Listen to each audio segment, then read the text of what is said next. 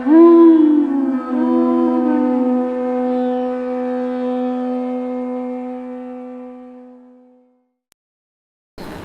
Krishna.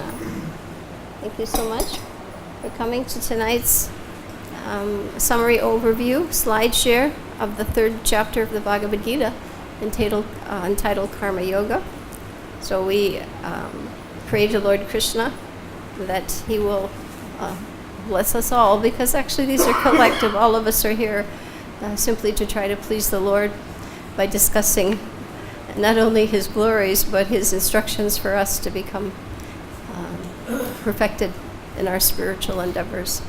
So we're praying for pleasing Guru and Hari and the Vaishnavas. So this is again as a collective. These are interactives. They are not just listening exercises and experiences. They're interactive. So we have a variety of materials and methods that should help you in your study. So the first, this is very skill and participant oriented. So the first skill in study is that we quickly scan through our materials, no matter what it is. Even if you're getting a new book, right? First thing you do is you flip through the book to see what's in it. And also if you look at a magazine, right? So let's take a look at what we have available to us. Because we do not try within a particular session to cover everything, but you should know what's available to you for future reference. Okay. So of course on the cover you'll see the title, and this is a study resource booklet. Okay? It's for your future study reference. And we have the title Karma Yoga and a very famous picture of a family looking quite joyful, and they're getting reciprocation from the demigods because they're performing yajna. So basically this chapter is about the importance of yajna. Okay. Sacrifice is essential for the human being, for him to be happy and to have the basic necessities of life in order to perfect his spiritual practices. We've had a more recent feature on the inside. You'll see a retentions checklist. This is the first thing we focus on. And this is information that we feel when you leave, you should have it committed pretty much to memory. These are experiences on trying to increase retention, because the more we can retain content, the more we think of Krishna. Right? We can't think of Krishna if we don't have content. So these exercises are meant to enhance our remembrance of the Lord. Then we have our usual sequence study bank, and that has 5 stages, and we'll talk about those when we get to that. There are 5 stages to our study program. Okay, and they go from general to specific. Okay, I'll just mention those right now too, because it's really important. The first stage is, first of all, we cover what objectives we want to cover, and there are 3 kinds: knowledge, skills, and values. That's pretty standard in an instructional experience. Then the stage number 1 is general information, the most general information. Just like filling out a form, what's your name, what's your age, right? So we should know that on this chapter, very important, because these are law books. Actually, Prabhupada said we should know every line of these books, like law books, because these laws are meant for us to follow. And unless we know the law, how will we know what to follow? And we probably will not if we don't know the law. So the first is general information. The second stage is the structure. Just like an architect, he has to lay out the structure, right, of a building. The third stage is the sequence or the flow. How do you go from one place to another? In a building, you go from one room to another. The fourth stage is themes. And what are the main themes in this particular chapter? So you'll see those there. Out of the 16 identified in the Bhagavad-Gita, there are 16, and we have quite a few that are prominent in this particular chapter. And then stage 5 is what we call enrichment in education. Looking at something at many angles. This is not just analytical or gyan, but actually we want to increase our bhakti. So we have here a variety of things, and you'll see we use slides, we use study banks, we show analogies, charts, things that help us get a very multidimensional appreciation of the particular chapter. Okay, so that's the fill-in, and this is This is for us to also use for our own exercise activity. Then we have a new way of presenting the slokas. Before, I used to just show them and then I would bold-face important words. But that still, again, was very text-oriented, and people are overwhelmed by text these days. So much information, they can hardly keep up with it. So we've added the keyword for each sloka. That's first in big, bold type. And then what we have done is we have put little icons that you'll see on your phone, right? Wherever it helps convey the point.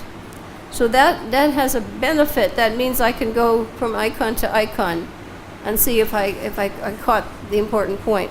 So we have 43 verses, and we have 4 topics, 4 divisions, structure. So we'll be committing those to our understanding also. So you see it goes on quite a bit, but you see also by putting the icons in, it spreads the text out a little more. It gives you a little bit more space to assimilate the information. Right? After that, we have the key verses. And in this particular chapter, we have one memory verse, that's number 27. And that's also the one we saw on the first opening slide. Very important one, Prakriti Kriyamanani. Very important, and we're going to do a little demonstration to try to help you realize that sloka.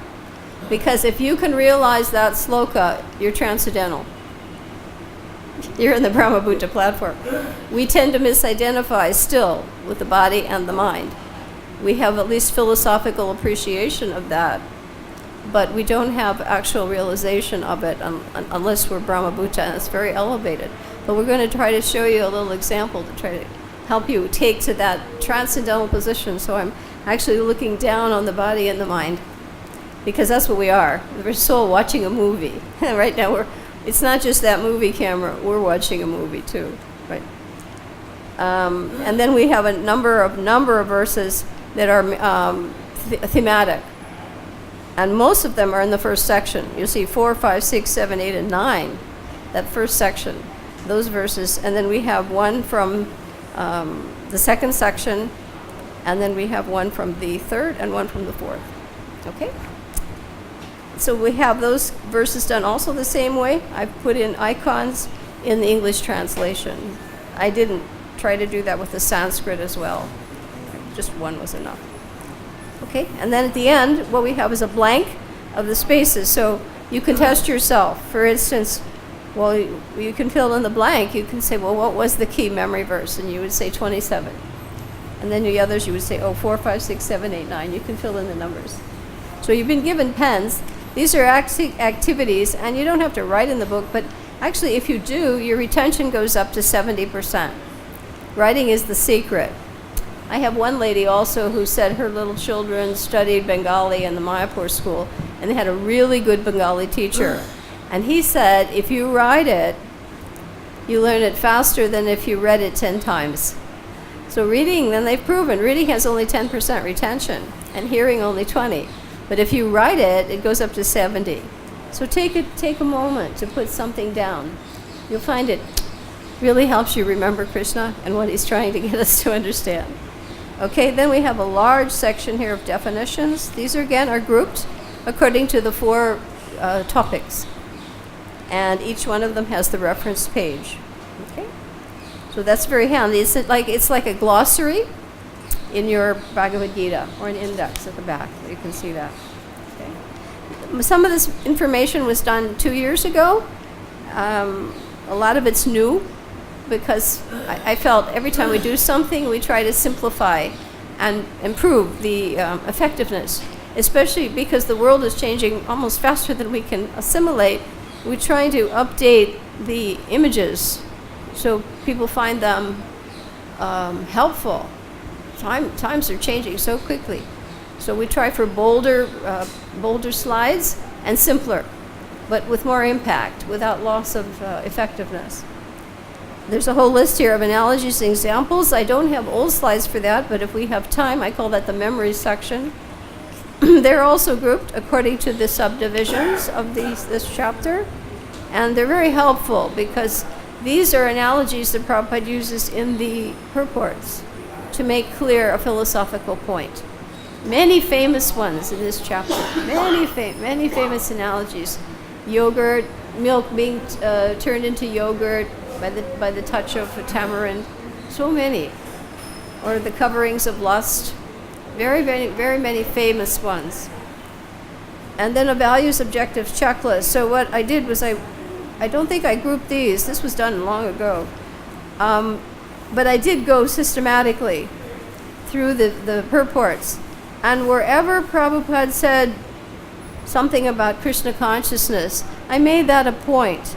And then we put a series of numbers, 1, 2, 3, 4, 5, so that you can encircle from never up to always. And you'll see there are 5 stages here of frequency. One was, well, I never do or think this, but I seldom do it. And third would be, I sometimes do it. Fourth, I often do it. And 5, I always do it. Okay, so that gives you a little self-check on values. For instance, do I sincerely place questions before my spiritual master? Right? And we don't want to ask questions that are absurd, because that's condemned, actually. And it's also condemned to be a blind follower. Whatever he says I do, I don't think about it. No, Krishna consciousness requires intelligent following. Using your intelligence. That's why we study. Studying, by the way, is using your intelligence to worship the Lord. So you're all worshiping Krishna tonight. Okay, you see quite a few here. It's very helpful. And go through this, because actually it gives you a reference check. A mirror. This is your mirror. Okay, you might just randomly I behaved properly before beginning teaching. Right, if I'm an acharya, and anybody who's a natural leader, a parent, right, a teacher, a demigod, whatever, as Rishabh says, am I an acharya? Do I set the example, or do I say something and do something else? So this is a good checklist. And as devotees, we're all representing Srila Prabhupada. It's a mission.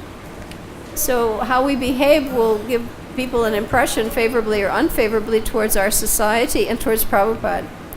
So we have to respect that. Try to do our best. Then we have scriptural references, and those are also divided according to the 4 main subdivisions of this particular chapter. Okay? Quite a few there. There's a small numerical inventory in the back. That's how I used to do it, but now I've added the retentions checklist at the beginning, because I find that one really focuses on, at the very beginning, what do we want you all to leave with today? Take home points. You walk home, who knows what you're going to do, when you're going to do it, when you'll open a book. So the emphasis in education now is learn it on the spot.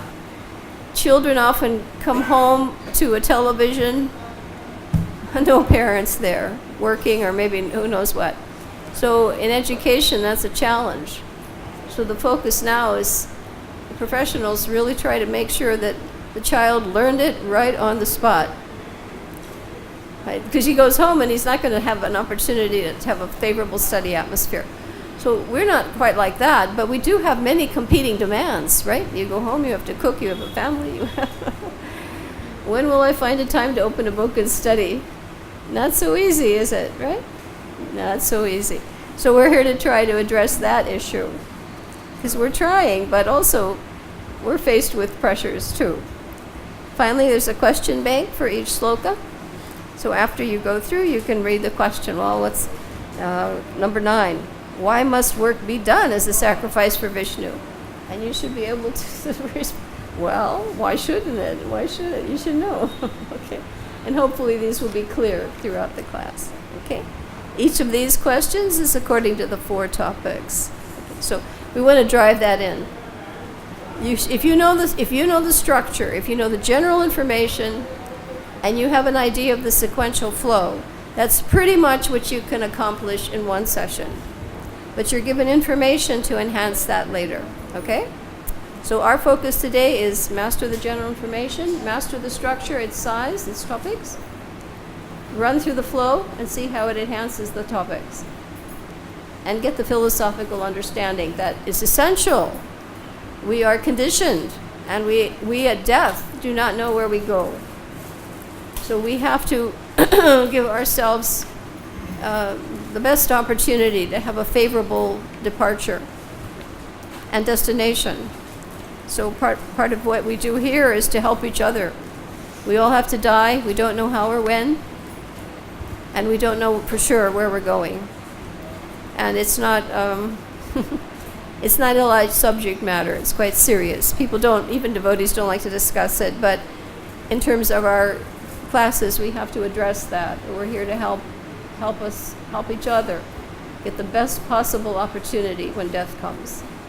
Because we don't know how long we're going to be. Prabhupada said, we have no certainty of anything. Circumstances change, everything's changing, our bodies are changing.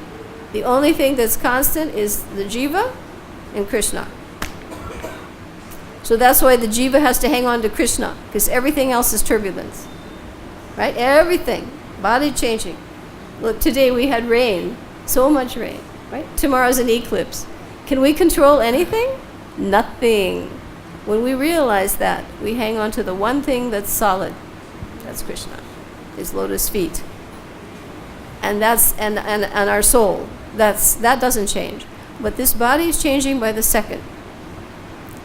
And the environment's changing by the second. So what kind of stability is that? None, right? So we have to focus on the eternal. Okay. All right, then at the back you have charts, and we've done those in two parts. The chart on the top is with the information, and the chart on the bottom is blank. So you have a fill-in-the-blank exercise here.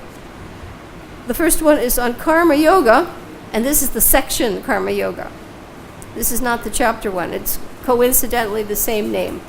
We're in the first section of Bhagavad-Gita, 6 chapters, and in that first chart you'll see the 6 chapter titles in the Karma Yoga section, the size and the title, the name, and the codes, all right? And we're in the third one, called Karma Yoga. So on the back, you'll see another Karma Yoga, but this is different. This is the chart for the chapter. This one shows you the 4 subdivisions. Everybody able to follow that? So you have Karma Yoga 2 times, but they're not the same charts. And so you see here the information on the top chart and a place to write it in on the bottom. Cover the first one with a piece of paper and give yourself a check quiz, okay? And if you didn't do it right, try it again till you get it. It's best if you can study with another person. That is the traditional Vedic system. And even Prabhupada said, study in the association of devotees. Because first of all, there's impetus. There's enthusiasm. By yourself, it's a struggle, and you don't really know how well you're doing. You may assume you're doing well, or you may think you're not doing well. But you have, usually they say study at least in pairs. If you're fortunate to have a friend who likes to study with you, or even household, a mother and a child, or a spouse, right? Sometimes they're very fortunate they can study together if they're very Krishna conscious. Now we have our topic charts. We have the picture form, and we have it here. You'll see it on the screen, and you have it here. Unfortunately, black and white isn't as effective. And then the blank again. So I need to know the title of these subdivisions, because that again are the main points, the main instructional points that we have to go home with. And how big is that section? So when we leave today, we should know 9, 7, 19, and 8. Okay? Then we have a very important, on the back too, we have another key memory one. I think that one was from older ones, recent. And then a very important chart here. This is the cycle of sacrifice. And this one is very, very important chart because it proves that every living being is totally dependent on the Lord. And anyone who is not performing sacrifice will be in scarcity, either in this lifetime or in the next. So it's so important that devotees make people aware of the chanting of the holy name, because that is the prescribed yajna for this age. So anyone who's not chanting the holy name will have to face scarcity. They're not paying their utilities bill. You have to pay for the sunlight, the air, the water. You have to pay for all that. It's not free. They say in the West the best things in life are free. That's not true. You're obliged for everything. Just try to recharge your phone without paying for it. Will you get away with it? No. Try to not pay your electric bill. No. You're obliged to everybody. Even if you go to a lawyer, you have to pay. So we are born and we're obliged to the forefathers, obliged to our parents, obliged, and only by taking shelter of Krishna is sort of like a blanket payment. But you have to do yajna to Krishna. You have to perform sacrifice. You can't just say, okay, Krishna, I'm surrendered, but I'm not going to do anything. So everybody understand this chart. We need to know there's 7 steps to this cycle of sacrifice. And Prabhupada's pretty heavy. He says, anyone who doesn't follow it, he lives in vain.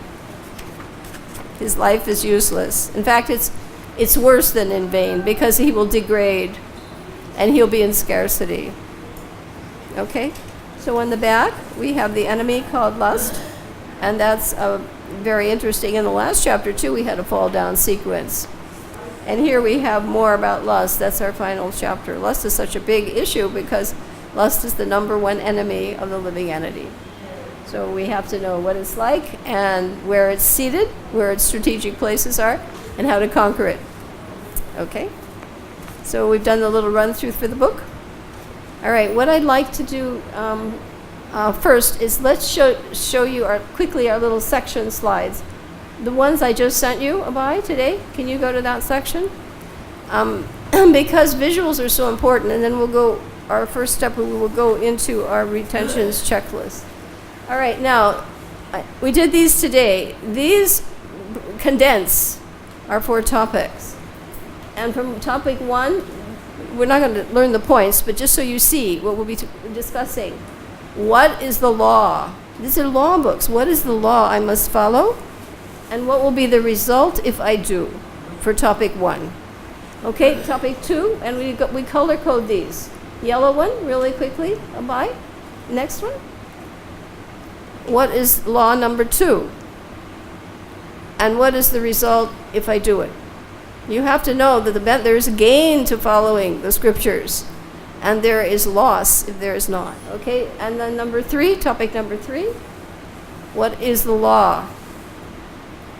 And what is the result? You should know these things. And topic number 4, that's in blue. What is the law? How do we conquer lust and anger? And what is the result? If I succeed, if I follow the law, what will be my benefit? Okay? So do you all understand the benefit of these slides? We're trying to make it so clear. Everybody agree? Okay, and they're color-coded. Orange is first, yellow is second, green is third, and blue is 4th topic. Okay? All right. Now, let's show them the 4 freedom. I chose the theme freedom because everybody wants to be free.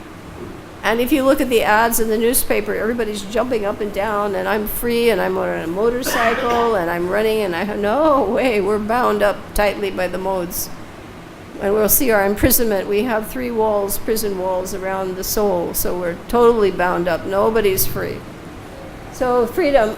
So this is an old slide I had from the Svetashvari Upanishad about the little bird, and you see how the little bird becomes free of the word free.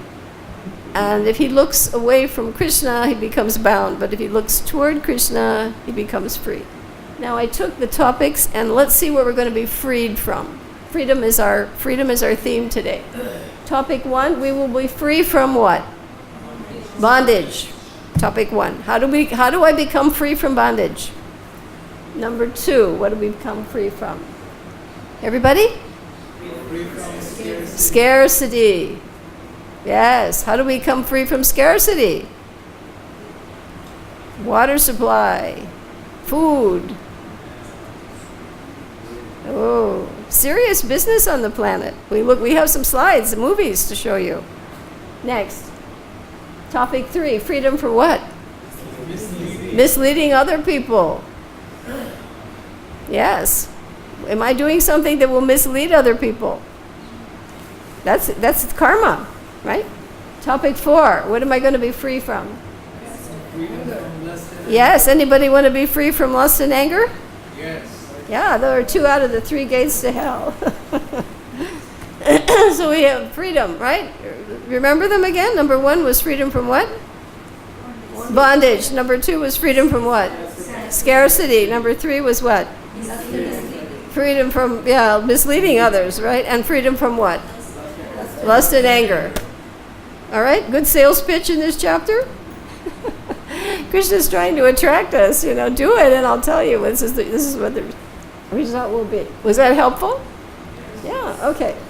And now what we also want to do, we have 4 slides. We want to show you everyday things that are people we know in our society or experiences we have.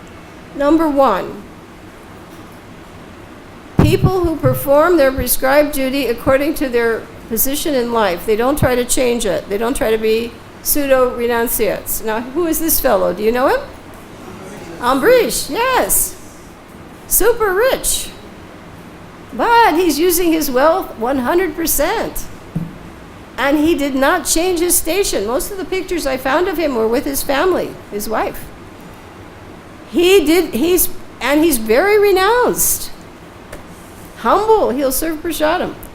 So here's a person who shows the example. We want to see, is there anybody now, or we just always have to look to somebody, 12,000 years ago? Yes, we have our saints. Okay, number 2. Now, I don't have a picture for this one because this is scarcity. This is a water bill, a utilities bill. If I don't pay it, what happens? They cut the supply. Like that, overnight. They'll cut it. So people right now on the planet who think they're okay, they've got a lot of money, they have sukriti from a previous life. But when it runs out, what will happen? Cut it. Millionaires overnight can become impoverished. I've seen pictures of famous actors and actresses that are now impoverished. And once they were the richest people in India. Don't think it can't happen, even in one lifetime, but be sure in the next. So if you're not performing yajna, what would you get? Your supply will be stopped. Serious business. It's paying your utilities bill. You're paying for your water, your light on the cosmic level. Number 3. Everybody know who this is? Yes, we worship him. We may not have met him, but we certainly hear stories about him, and we honor him.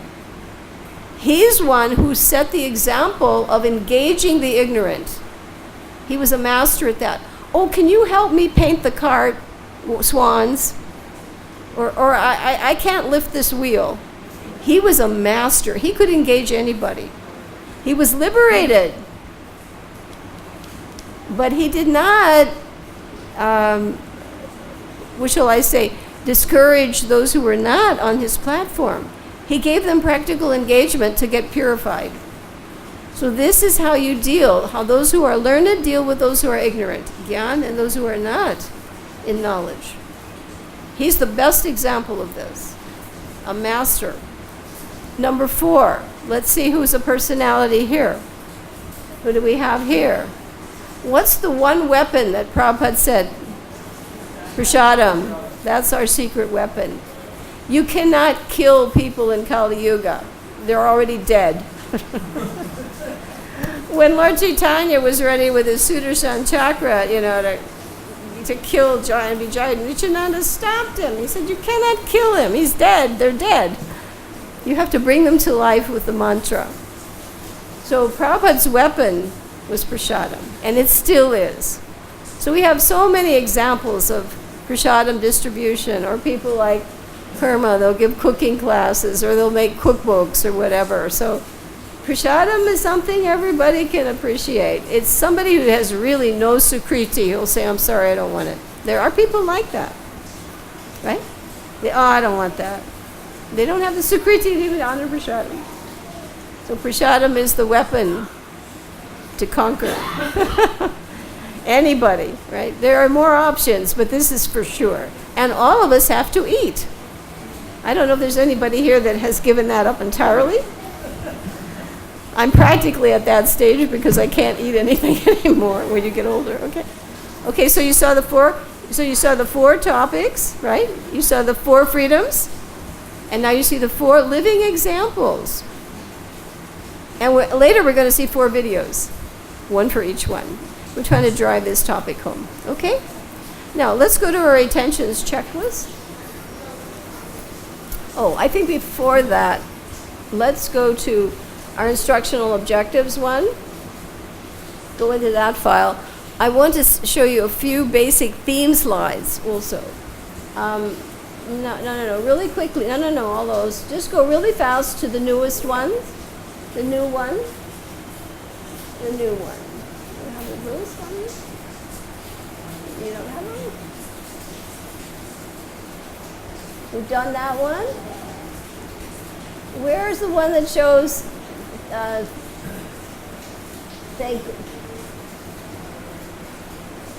topic?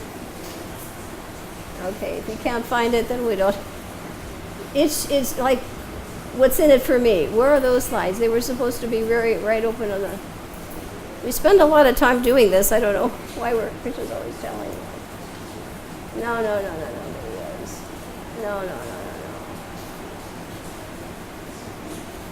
Well, I don't see what we were doing the other day. It's lost, right? Where are our new slides for this section? You don't have it? All right, let's do the retentions checklist. I thought we had it all list out last night. Krishna's always puncturing our false egos, right? You spend hours doing it, and then we don't have it. Okay. All right, let's go to our list, and let's see if we master this. What's the first thing? Checklist, our first section before there's a space. What's the chapter title? Karma Yoga. Put a tick mark if you know it. You see the blank? It's got a tick mark. You should know the chapter title. That's the easiest thing. That's general. Karma Yoga. Number 2. All right? What's the chapter number? 3. You know that when you walk out of here, if you were tested, you could pass this test. Okay? This is your test. Because remember, if you walk out of here and somebody hands you this and say, okay, take a quiz. Number 3. How many verses? 43. What's a little trick? 3 at the end, right? So how many verses are in this chapter? Okay, already you can make a speech. Chapter 3 is called Karma Yoga, right? It's the 3rd chapter, and it has how many verses? Yeah, you've got a dialogue already. Okay? Now, what's next? What section are we finding this in? Karma Yoga, same title, same section. Which section is that in the Gita? Which one? First one. Right, the first section. Right, because there are 3 sections. Karma Yoga, Bhakti in the middle, sandwiched, and Gyan. So we're in the first 6 sections, first 6 chapters, Karma Yoga. Okay, everybody got that one? Now, we want to learn the topics.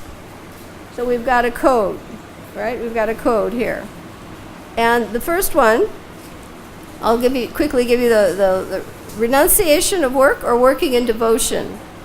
This is a very important thing. Do I renounce work or do I work in devotion? Because we don't give up work, but we give up the fruit. We don't give up the work, but we give up the result. And why? You keep the result, you take the reaction. And guess what that means? More bodies. Subtle or gross? If I want the fruit, I have to take another body. Birth, death, old age, and disease. Serious business. I think I'm getting ahead. I'm not getting ahead. I'm suffering like anything, going around in the wheel of samsara. We have to stop that. We're already in the wheel. Next, going from karma kanda to karma yoga. Karma kanda means I'm performing prescribed duties according to the Vedas, but I want the result. That's not intelligent. But some people have to start somewhere. But karma yoga, I am now linking with the Supreme. That I have a transcendental objective, right? And the third topic is, what do I have for that one? Setting the example. I think it's, I put a star. Set the example, the star, by performing your prescribed duty. And the fourth one is being aware of what? Beware of what? Lust and anger, L and A. You see those there? Okay, now let's go over those again. The first one is, do I renounce work or do I work in devotion? Which one? I work in devotion. I don't renounce the work, but I renounce the fruit. Number 2, what do? Right. I have to go from selfish to selfless. You go from being selfish to selfless, and there's an advantage to that. And number 3, what do? I set the example so I don't mislead people. And what about number 4? I have to be aware of 2 things. What? Lust and anger. All right? So if you've had a test, could you do those really quickly? All right. Now let's go really fast through these others. I use a numerical inventory. That's done a lot. You can group things different ways, but numbers are easy to follow, right? So what's number 1 beneficiary? Who's the number 1 beneficiary? Yes, Krishna. He's the Yajapati. Krishna. No matter who, even the demigods, even if you're doing a sacrifice for them, the beneficiary is ultimately Krishna. Yes, he has to get the result. Spiritual practices, 2 kinds. Sankhya and Buddhi, or Krishna consciousness. Very important. That's verse 3. Okay, everybody know that one? You could pass the test. Sankhya and Buddhi, intelligence, or Krishna. Prabhupada equates everything practically with Krishna consciousness. He gets to the point.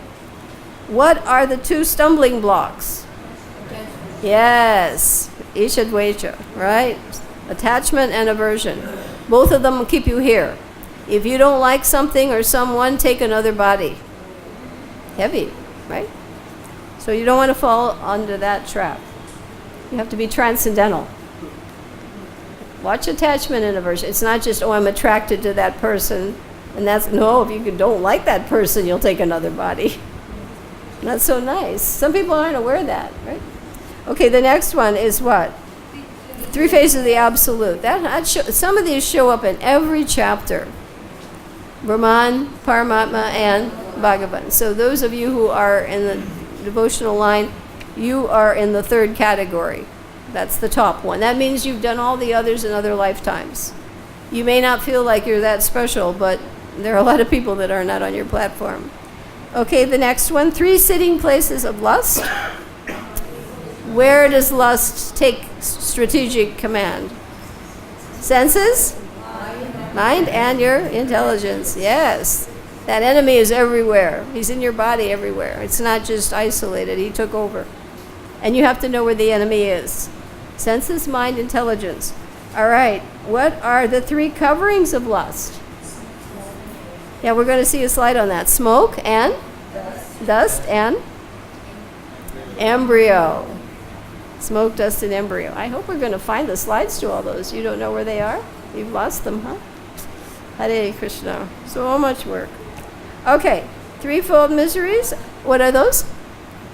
Adhyamika, Adi, Bodhika, Adi Deva. Do you have the beginning and ending slides set out also? You can't find that either. I cannot believe this. I spent hours. I'll show them on my tablet, okay? That way we can do something. Save the day, right? All right. 4 Vedas. Anybody know what those are? Yes. Right, the Rig, Yajur, Sama, and the Atharva. Okay. And what are the problems of birth of material life? Those, every chapter, because it's a serious thing. And what about the next one? The defects of a consistent soul. There are 4. What are they? Imperfect senses. And what else? Right, he's illusion. What else? He commits mistakes. And he has what? Cheating propensity. So anyone who has a body has that to some degree. That includes us. We cannot just say it's somebody else. Until you're on the Brahma Bhuta platform, you have those 4 defects to some degree. Your illusion, we're already in illusion, right? You make mistakes. Anybody doesn't make mistakes here? How about cheating propensity, right? Now, mostly devotees are a little more, but you better be careful, because not you have to watch out. And what's the next one? Imperfect senses, right? You need your class. All right. And enemies of the living being. How many? 6, right? What are they? Lust, anger, greed, and illusion, madness, and envy. All right. And cycle of sacrifice. This we need to know. Number 7. 7 points to this one. Cycle of sacrifice. All living beings depend on what? Food. Right. And where do they get their food? Grains. Even the animals, right? And what happens, how do we get grains? Rain. We had a lot of, we're lucky. There are parts of India that they haven't had rain for 5 years. And what about the next one? Yagya, yes. How do you get the rain? Drilling a well? No. All right, yes. And what about prescribed duties? That's where it'll tell you what yagya is. So this age, our yagya is Sankirtan. And also the chanting the holy name. And where are those prescribed? In the Vedas. And where do the Vedas come from? Supreme Lord. So the 7 points there. Okay, you got your quiz? The progressive stages of Krishna consciousness? Oh, yeah. I have a slide on that. I don't know where he knows where. He can't find it. I don't know. Maybe we can take a look. I'll try to show you that one. That's in verse numbers 41, 42, progressive stages of Krishna consciousness. And dull matter is the lowest. And then higher than that is the senses, and higher than that is the mind, and higher than that is the intelligence, but above it is the soul. Okay, so the answer would be the soul. Okay, I don't know if I can quickly find it myself. All right. This is such a comprehensive slide. I don't know if you can see it, so you probably can't see them so well. Did you find them? Yes, hair, thank God. All right. Okay, these are the 3 coverings of the soul. These are the 3 coverings.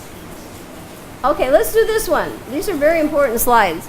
These are our 3 prison walls. Don't think you're not in prison. You have 3 walls. You are inside. The first wall is the material body. The mind and the body is the first prison wall. And there are laws to the body.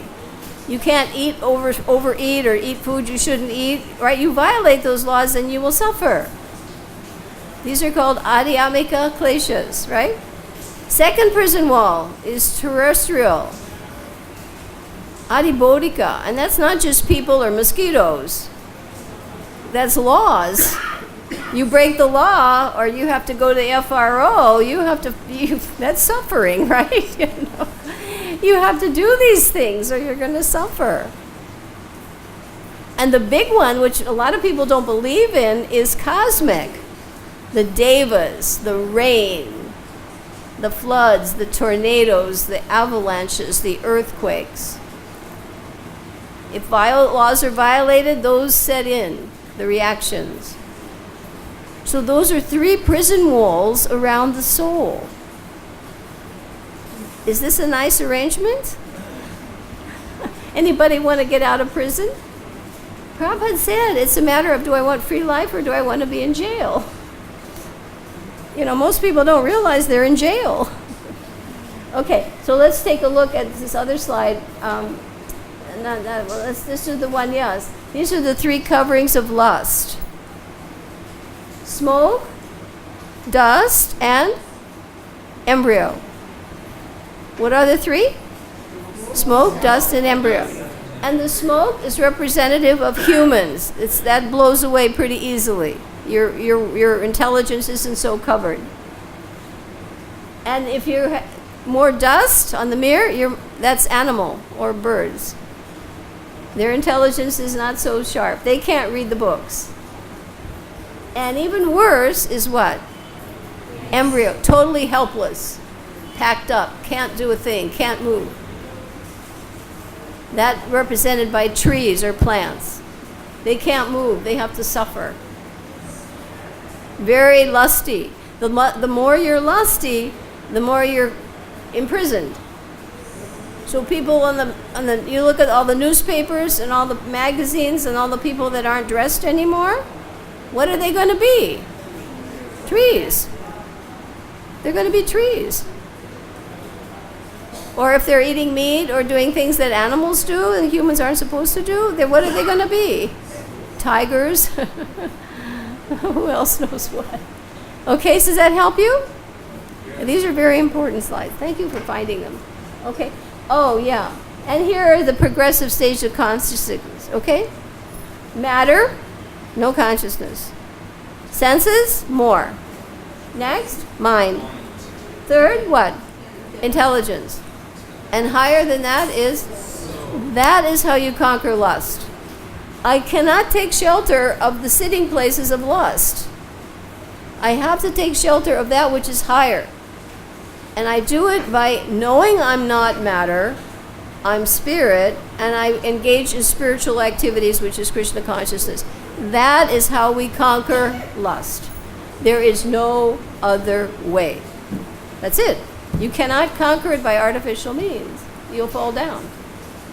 You understand that point? Engage in Krishna consciousness. That is how you conquer lust and greed. Okay? Is this helpful? All right.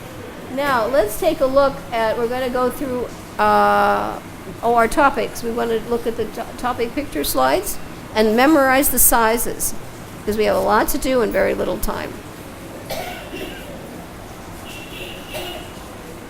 All right. How many topics in this chapter? 4. You've got that down, right? Now let us memorize, because you think, oh my God, this is too much like school. But actually, you'll find that this helps you remember what you need to remember, and that's the law. If I have to know the law, it's good to know where it is and how much of it I need to know. All right, so the first thing, we know we have 4 topics. And our first one is, do I work in devotion or do I renounce my work, right? So we're going to work in devotion, right? And that one is 1 to 9. Okay? Actually, I'm going to show this a little differently. I'm going to put the numbers first. The first one is 9 slokas. The next one is 7. And the next one is 19. So you see that 9 again? And the last one is 8. All of this adds up to 43. So we have odd numbers here and 1 even. 9 and 7, 19 and 8. All right, that totals 43. Now I need to know what they represent. So we see the picture. Did Prabhupada just sit in Vrindavan and do bhajan? No. He engaged in practical activities, devotion. He set the example. All right, so his answer here, do I work in devotion or renounce work? Did he renounce work? No, he worked like anything. So that's the example. I do not renounce the work, but I renounce the fruit. And I work in devotion. So we work in devotion. 9 verses. The next topic. I have to perform yajna if I don't want to have scarcity and I don't want to commit sin. And also it makes me immune. If I eat prasadam, it's like taking an immunity shot. Right? So there are 7 slokas there that I have to perform sacrifice. So I can show a little fire here. But for us it's the mantra. We don't do big yajnas. Well, Mukunda Datta, there are yajnas, right? Marriage, there's still yajnas going on. Initiation, yajnas are going on. But the main yajna is, for everybody, is what? Chanting, right. Okay, 19. I have to set the example. The leader. I have to act properly if I'm going to talk about it. And that's why Prabhupada's called an acharya, because an acharya acts and he follows the precepts. And the last one is what? Beware. Look out. Of what 2 things? Lust and anger. And they follow. Because if lust is frustrated, we get angry. And when we're angry, that's because our lust was frustrated. And if our lust is satisfied, we get greedy. We want more. That lust cannot be satisfied. Everybody wants more, more, more, more, more. They asked a famous rich person one time what was his key to life. He said more. He already had money, but it wasn't enough. It's never enough. That's why you cannot satisfy a conditioned soul, because they are covered by lust. So if you give them something, what will they do? More. It's true. I used to work in a preschool, and we would have birthday parties for the children. And when the party was over, these kids were 3 years old, they'd say, "What are you going to give me next year?" 3-year-old. You give him the presents, you had the cake, and what did he say? "What are you going to give me next year?" 3 years old. So don't tell me everybody isn't covered by lust. I saw 3-year-old. And now, of course, with cell phones, when I was doing it, they didn't have cell phones, they were just into toys. But now it's, my God, Okay, so you got the topics? 9-7 and 19-8 and working in devotion, perform sacrifice, set an example, and conquer lust and anger by knowing your soul and not the material bodies. Okay, you got the main points? This is so critical. All right, now let us quickly go through this section, the slides. This is I'm sorry. I want you to go back to the paper and circle the themes. We always forget to do this. We're going to go to our chart and circle our themes. This chapter has a lot of them. It's actually a very significant chapter because it shows now, Krishna has outlined the book in the second chapter, but now he's giving us the key. He's elaborating on each of these topics. So we're going to put a circle around mind and sense control, number 4. That's very important. How are we going to control the mind? How are we going to control the intelligence? How are we going to control the sense? So circle number 4. Circle number 5B. What do I do? Renounce work or work in devotion? You know which one, yes. Circle number 11. Vanashram. Very important in this section because you have to follow the duties according to your conditional situation. If you take birth and you're a Kshatriya, then you have to be, that's what Arjuna was, a Kshatriya. You can't be something else. Okay? So that's number 11. Unless you're transcendentally situated, you can do something else. But if you're not, you'll incur a sin. Because Arjuna wanted to be a Brahmin, but he'll incur a sin because he's a Kshatriya. He can't be a Brahmin. Right? If you're good at finances and they try to put you in the kitchen to do the Bhoga offering, you're gonna suffer. Yeah. Or if you ask Bhuvaneshwar Prabhu to go to do the finances, he'll say, "Wait a minute, that's not my specialty." Everybody has a nature, and you have to work according to that nature. Prescribed duties means, what's the prescription to cure my disease? We have a body because this body means I have a disease. I wanted to be something. I wanted to be an art teacher in America. Now I have to cure that disease by doing the same thing for Krishna. Right? That's how you cure the disease. Same thing, only you purify it. And please circle number 2. Symptoms of a self-realized person. We get that at the beginning of the third section. He's satisfied in himself. He's full. He doesn't need anything. He's purified. But he works. He works for Krishna. He doesn't give up his work either. And he sets the example. And he engages other people to help them become purified. He doesn't just say, "I'm okay." Okay, so did you circle those? Okay, now we're going to do our slide share really quickly. Number 1, we're going to say the main word. Oh, you can follow the chart with this will help you. If you turn to the Bhagavad-Gita slokas, you follow along. Number 1, what's the word? Louder? Ghastly. That's a nice word. We pick a word that helps us remember. What's the point? Ghastly. Now in this slide, we're not going to take the time to read them all. We'll just look at it. Ghastly. You're telling me to fight, but to use my intelligence, this ghastly war. Does that picture look ghastly? That's a famous picture of the Battle of Kurukshetra. Okay, let's go to the second sloka, because we're just going to talk about what the sloka wants us to know. Now, I've got 2 for this one. This is really cute. You're saying 2 things. You're saying, use my intelligence, but fight. They sound contradictory. So one is yellow, but here's the same one. Yeah, you're saying something that looks like it's contradictory, day and night.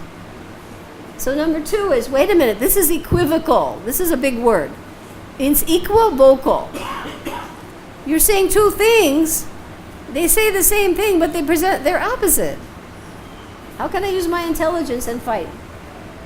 Okay, that was the key word to that sloka. This will help you because the slokas you can read. But do I get the point? This is what you want. Number 3. This one. Now, this is my favorite purport in the whole book. I love it. We don't have time for all this, but now Krishna answers. Arjuna uses 2 slokas. Now Krishna is going to speak the rest. He's going to tell us there are 2 kinds of people who realize the self. How many? 2. Now where do we see in the picture? Lord Chaitanya and Mayavadi sannyasis. Those who try to realize the self by philosophical speculation, and those who try to realize the self through what? Devotion. Okay, next. And which one is better? Yes, devotion, because the other one is almost contrary to our nature. Now, Krishna is going to argue why it's better. He's not just going to say it's better. He's going to say why. Because you cannot abstain from work and be free from reaction. But Arjuna wanted to not work, but he'll get a reaction. And also you cannot, just by renouncing, attain spiritual perfection. Perfection comes by Krishna consciousness, not by sitting somewhere. So that's not possible. Next, everybody is forced to act. Could any of you sit for, 60,000 years and not move? Or you take a little child in a room, and is he going to sit still? He's going to go to the temple. They run all over the place. They'll knock you over if you're not careful. So you cannot, and it's not the body, it's the soul is active. So it's artificial to try to sit and not move. Next. And what about those people who externally pretend, but mentally their mind is looking? What are they called? That's the worst. That is the worst. I'm presenting myself to be something, but my mind is looking for... That is the worst cheater, pretender. Krishna did not want Arjuna to do that. And number 7, better you do what? Be a simple person, engage in works of devotion. Don't try to be a pseudo pretender. We saw Ambarish, right? Next. You even have to work to maintain your body. Is there anybody here who can, like the yogis, not take a bath, not cut your fingernails? No, we can't do that. And it's not healthy if you don't do those things. So you have to work just to maintain your body. So he's proving his point. You're forced to act. You have to maintain your body. You can't be free from reaction by sitting still. Therefore, now here's the conclusion. Number 9, you have to work for who? Vishnu. Then there's no reaction. Only if you work for Vishnu. 100% of the time. Not 99. Not 99.9. How much? 100%. Ahaitukiya pratihata. No break. Oh, come on. What about the weekend, folks?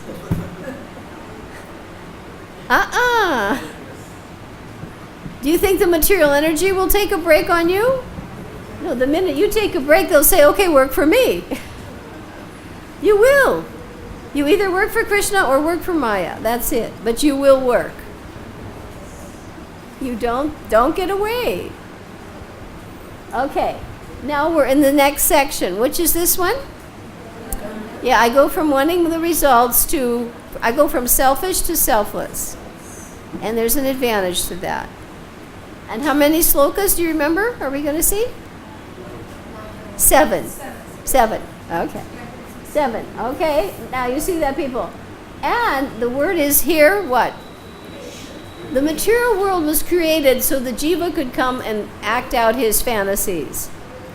But now the Lord is giving him a way to come out of it. So he sends men and demigods. At the beginning of the creation, 2 things, men and demigods. Next, if they cooperate, what's the word?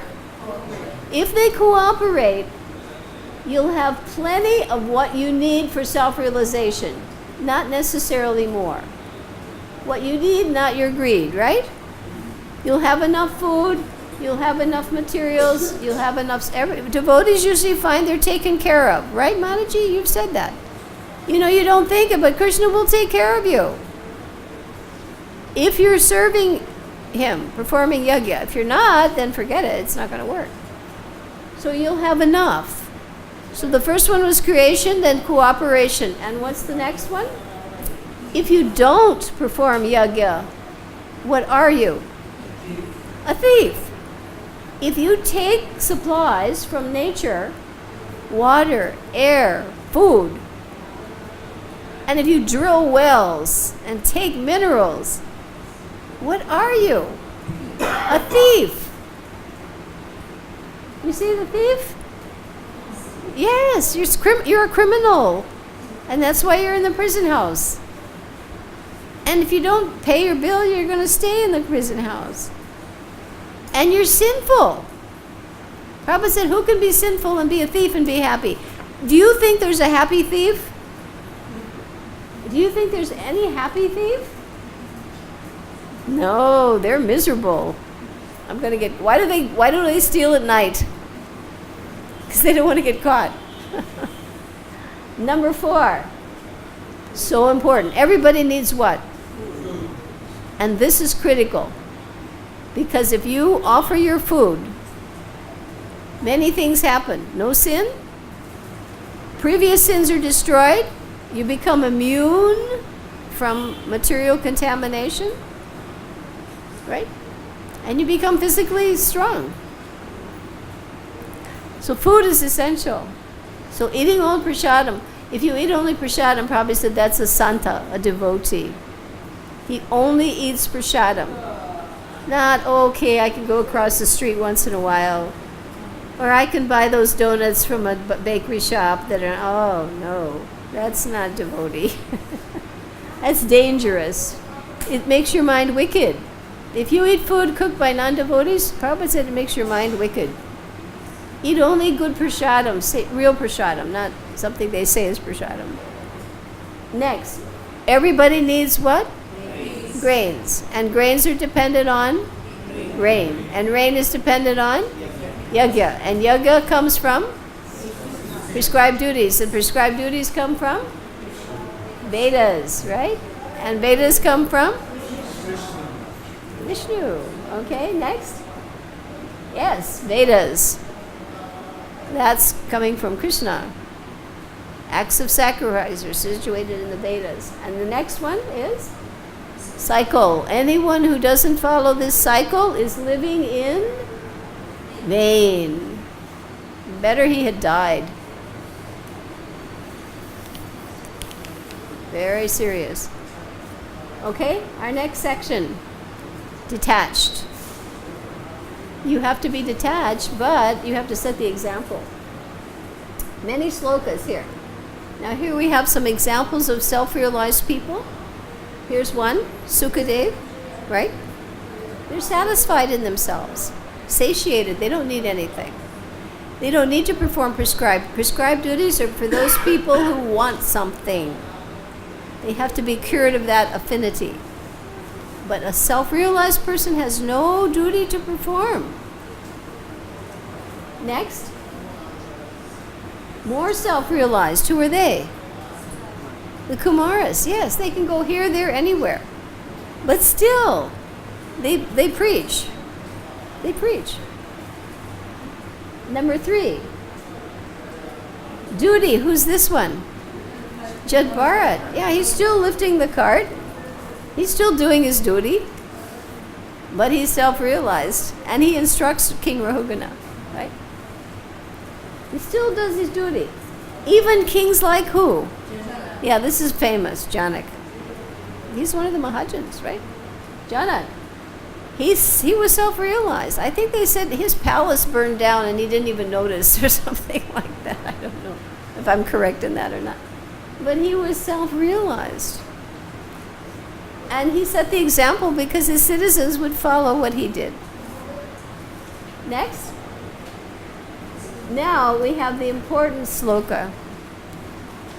Whatever a great man does, other people will follow. So that's why you have to set the example. And of course we have 2 great men there. Who are they? Prabhupada and Bhaktisiddhanta, right. 2 great men. Look how many people follow them. Millions.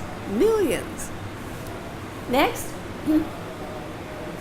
Now Krishna, 3 verses, Krishna sets the example. Even in the planetary systems, does he need anything? Does Krishna need anything?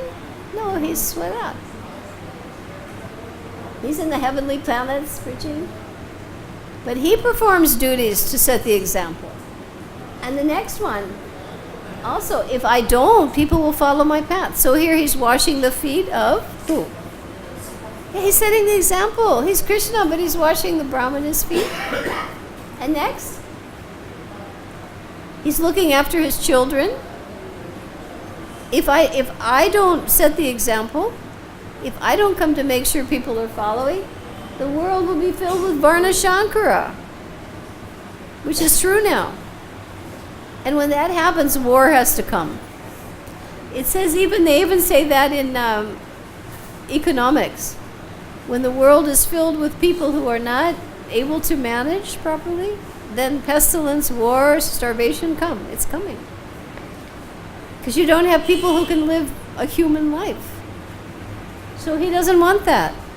And then what about, how do we preach to those who are not learned? We're learned, but you have to, don't discourage them, but you have to preach in a way that they will work in devotion. The king was very attached, Prachinabhari, right? And next, what about this one? Who's he? Magari, the hunter, right. How do you preach to him? Gradually. You see Narada's preaching all over the place, differently. Yes, don't disrupt their minds, but try to gradually bring them to Krishna consciousness. And what's the next point?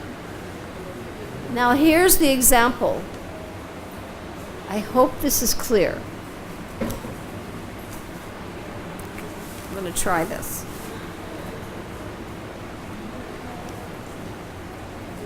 The bewildered person thinks he's down there. There's a worker and a supervisor. Both of them think they're the body. Are they the body? The demigods are puppeteers, right? But who's above the demigods? Krishna. Okay, so try to imagine. I'm going to have 2 people here. Who are we?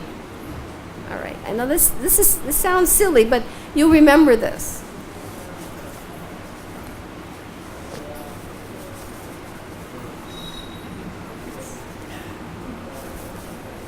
Hi, what's your name? Icha? Dwesha. Okay? Do they get along? Or sometimes they what? So in the material world, we see duality from this. If we look away from Krishna, we think we're either this one or we think we're that one. Both people are wrong, right? Who are they? They're the spirit soul watching attraction and repulsion. Attraction turns to repulsion. So if you think you're the body, you're in what? Illusion. You're bewildered. There's a famous verse. But if you know you're the soul, you're next to Krishna up here, who's watching the movie with you. So if you look to him, you become freed of this misidentification with Prabhupada kept saying, you're not the body, you're not the body. People say, why don't I realize that? Because you haven't sufficiently purified. So you understand this now? Which one are you? Are you this one? Are you this one? Everybody follow that okay?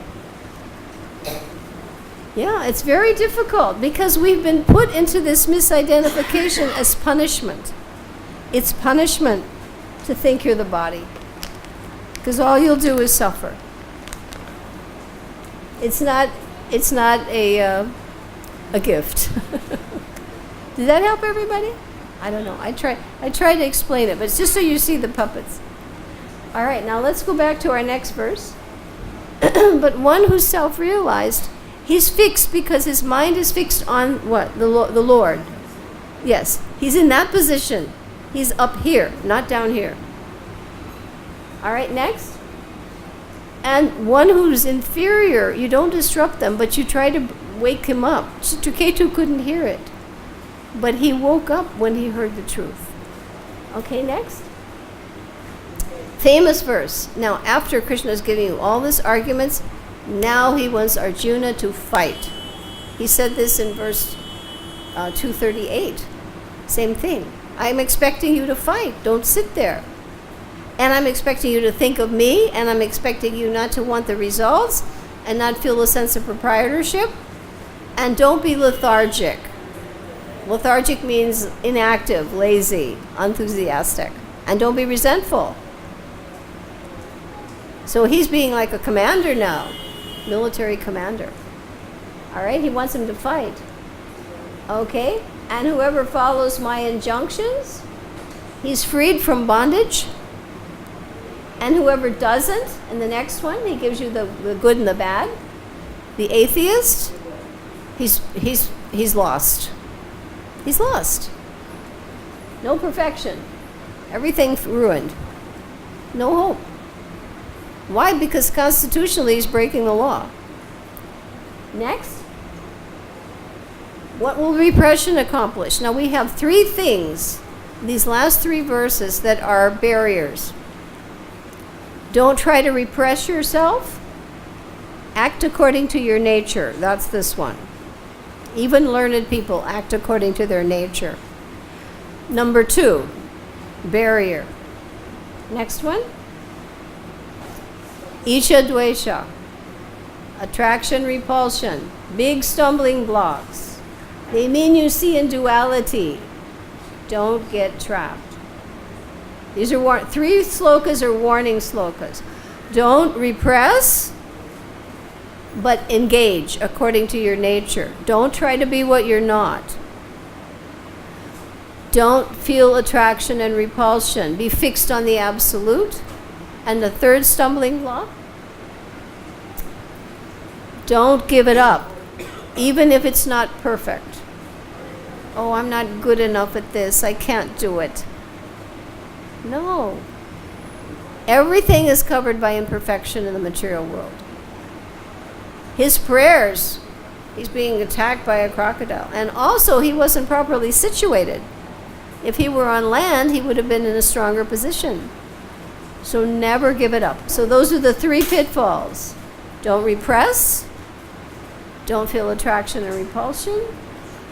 And even if you think I'm not perfect, you're perfect, don't give it up. Okay, now our last one, beware of lust and anger. We have 8 slokas here. Arjuna asks a question again. He speaks 3 out of the 43 slokas. Well, I don't know. Sometimes we're forced. Can you tell me why to do something we don't want to do? He sees the frailties of human beings. Why do people do things even if they don't want to? What impels us? What pushes us? Is it super soul? No. What is it? Number 2. Lust. What lust is love of God in touch with the mode of passion. Once the love, our natural love of God, gets contaminated, it comes in touch with the mode of passion. That driving force, which is very strong. The love of God is a strong force, but when it comes in touch with the material energy, it becomes perverted. Like milk touched by tamarind becomes yogurt. And it turns into lust.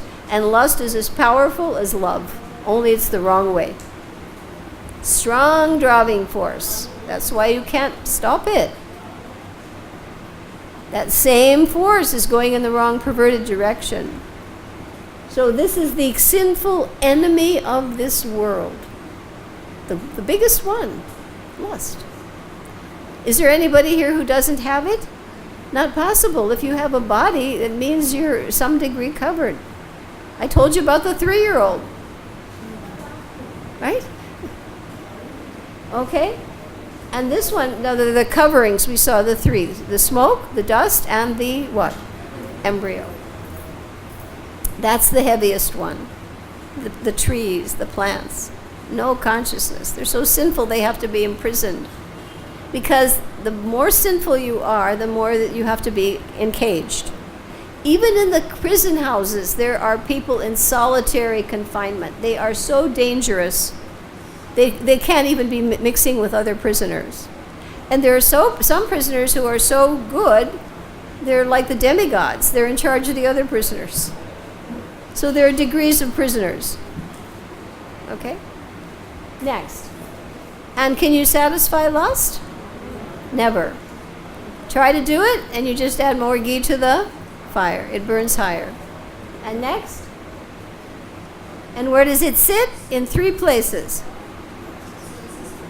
Senses, mind, and intelligence. And finally, you have to curb it from the very beginning. Just like in the 2nd chapter. The minute you contemplate it, you're already falling down. So you curb it by regulating the senses. This is sadhana bhakti. You do things at a certain hour, you eat at a certain hour, you follow prescribed duties. And that way you're forcing the senses to follow a system, not just random. Otherwise they'll just go wild. Next. And what they're telling you what is superior. Senses are superior to matter, and the mind is superior to and the intelligence is superior to the mind. The mind will take dictation from either the senses or the intelligence. So by spiritual intelligence, you know that you are the what? Soul. You are transcendental to those, and then you can curb them. Otherwise, not possible. So the last one is, how do I conquer lust and anger? I know I'm soul, and I act in Krishna consciousness. That's my only hope. Okay, you follow that? Okay. So we want to just see a couple of quick, before I'm running a half hour, quick little videos really fast. We're going to look at a few little videos really fast on our first topic, 2nd, 3rd, and 4th. Takes about 10 minutes to watch them all. Okay. Our first one, well, that one was the caterpillar. We're not going to worry about that one. That was at the very beginning. Our first topic was, do I renounce work or do I work in devotion? Okay. This one is about Prabhupada. It was put out at the time of the 50th celebration. Okay? You had it. Okay? What happened?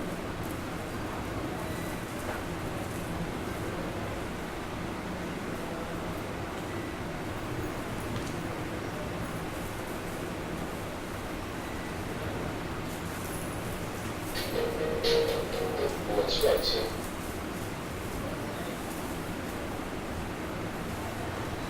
Center of the International Society for Krishna Consciousness. Now here's an example of someone who engaged in works of devotion rather than sat in Vrindavan. Okay?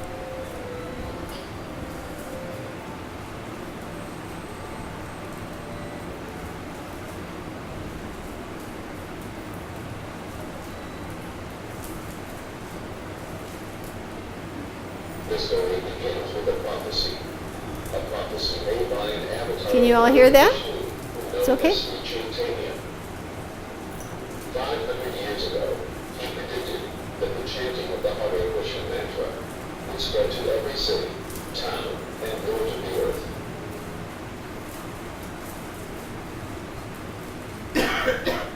In 1922, a young Jaran, who was later to be known as Srila Prabhupada, meets for the first time Srila Bhaktisiddhanta Saraswati, a prominent religious scholar and spiritual preceptor, who instructs him to preach Sri Chaitanya's message throughout the entire world.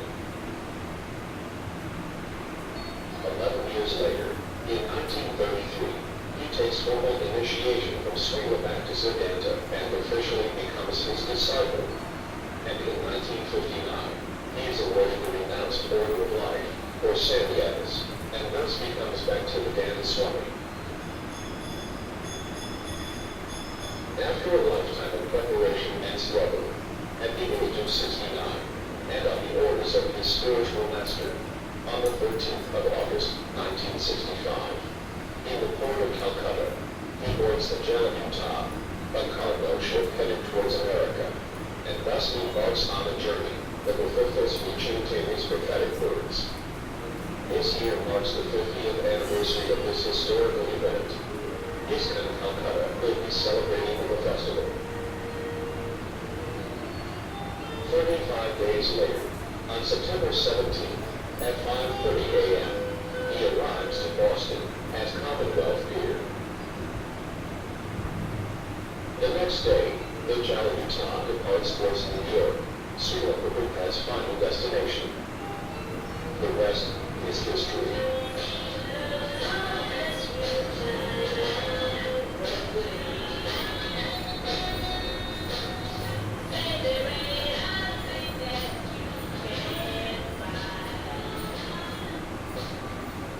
Barely a year later, Srila Prabhupada is already appearing on national television and making headlines worldwide.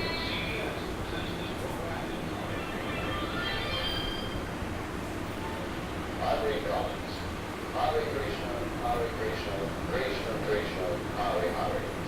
A hypnotic rhythmic chant of 16 words has replaced LSD and other drugs for some in New York's East Village. On 2nd Avenue and 1st Street is a storefront in which a Hindu Swami has set up shop. There, his American disciples are learning about Krishna consciousness. This man led a worldwide revolution in consciousness in the 60s. Wherever he went, thousands of people were agreed to honor him. His name was ISKCON, Swami Prabhupada. He brought the whole Christian religion to American shores.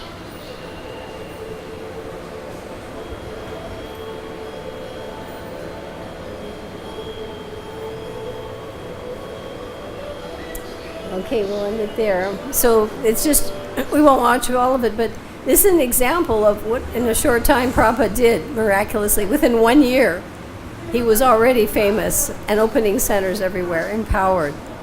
Okay, so he's the example of someone who worked in devotion, and that's why we're all here, right? Right?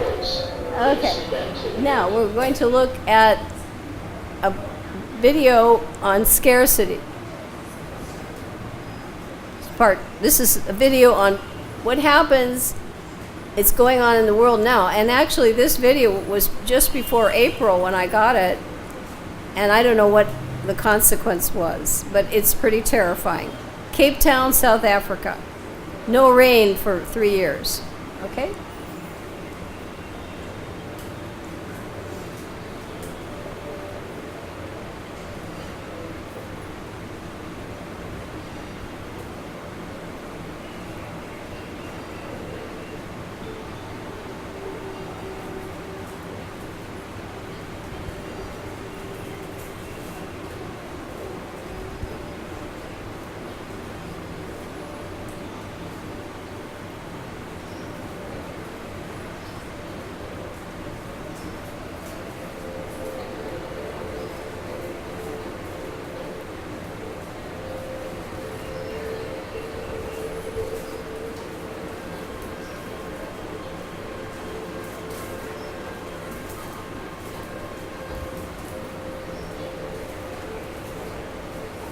Armed guards washing the water.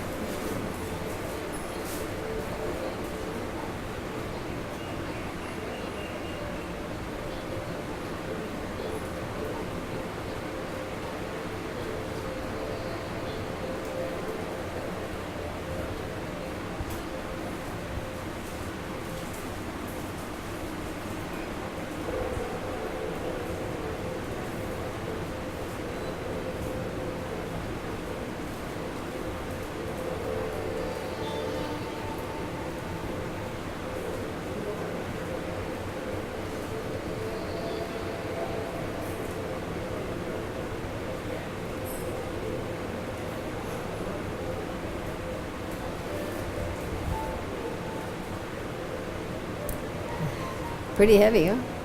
Even in India, it's a big thing. I saw videos. Actually, when I looked up water shortage, hundreds of videos. California, something. Okay, now we're going to go to the third one, and the third topic was setting the example. So Prabhupada's the star again. Rath Yatra. Okay.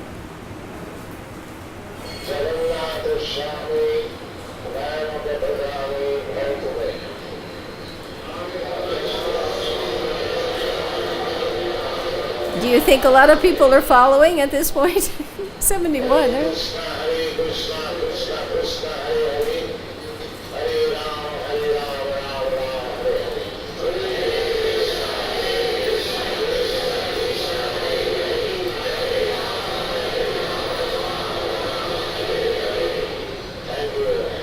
Jananda.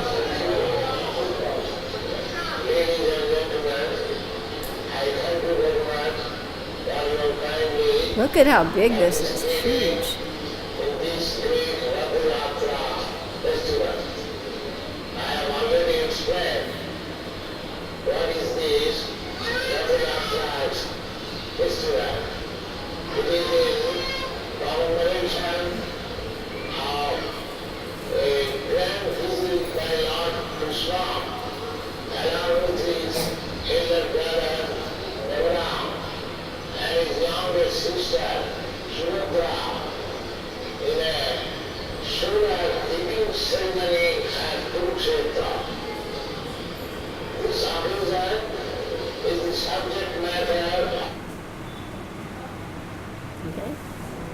And now we're going to see a really short one of Prabhupada dancing at Rath Yatra.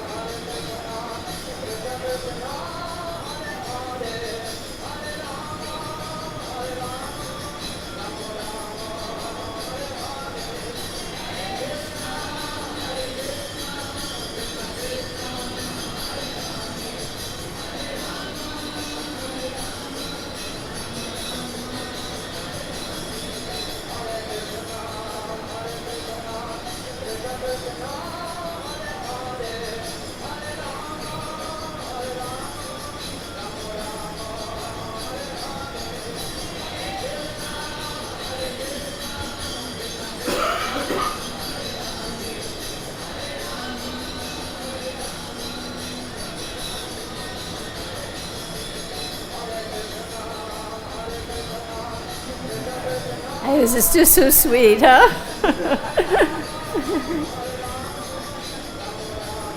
Can you imagine the energy with his presence there, huh?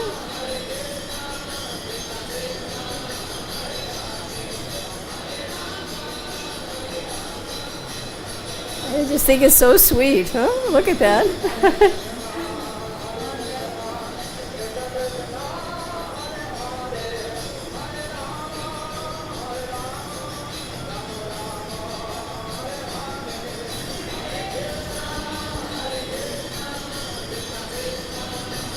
So is that an example of someone who had many people following him within a short time? Okay, and then our final one is just not even a minute for how do you conquer lust and anger. So Prabhupada will tell us.